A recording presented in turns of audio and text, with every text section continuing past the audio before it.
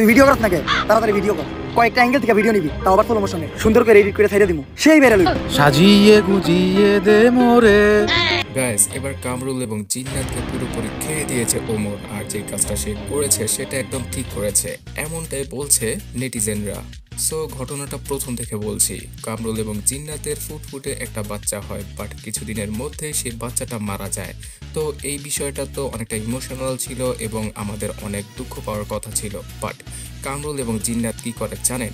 তারা সেই মৃত বাচ্চাটিকে নিয়ে স্লো মোশনে টিকটক করে, বিভিন্ন অ্যাঙ্গেল থেকে ভিডিও তৈরি করে ইন্টারনেটে ভাইরাল হওয়ার চেষ্টা করে। তার পাশাপাশি একটা ইমোশনাল ব্যাকগ্রাউন্ড মিউজিক তো রয়েছে, মানে গান তো রয়েছেই।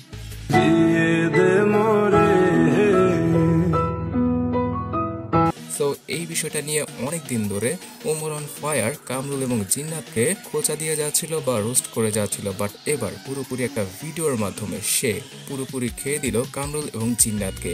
সো এভাবে জবাব দেওয়ার কারণে অনেক নেটিজেনরাই এটাকে ইতিবাচকভাবে দেখছে।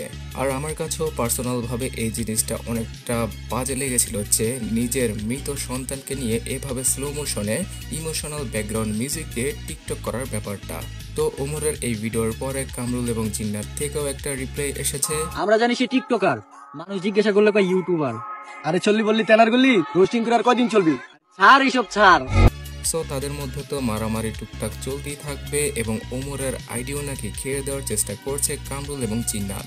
তো দেখা যাক আগামীতে কি হয়। পুরোপুরি আপডেটেড থাকতে এখনই চ্যানেলটাকে সাবস্ক্রাইব করে সাথেই থাকুন।